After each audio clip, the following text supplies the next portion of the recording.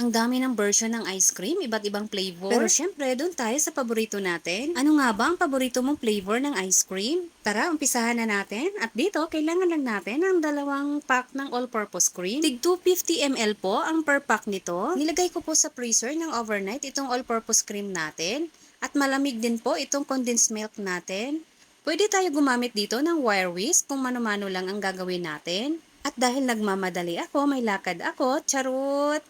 Gagamit lang tayo ng hand mixer para madali ang buhay at mabilis lang tayo matapos. Once nagdouble na ang size ng ating mixture, ilagay na natin ang 1 lata ng cream style corn at ituloy lang natin ang pagmix. Once na-mix na natin itong mabuti, ilagay na natin ang ating cheese para mas lalong sumarap ang ating ice cream. Mix lang natin ito saglit at pwede na po ito. At pwede na natin ito ilipat sa ating mga lalagyan. At dito sa recipe natin, 2 tab ang nagawa ko.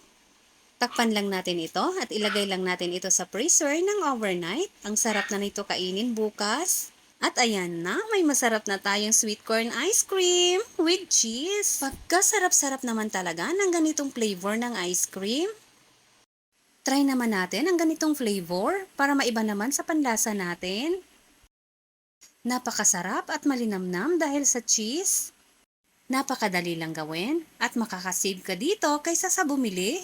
Maraming salamat hanggang sa susunod po.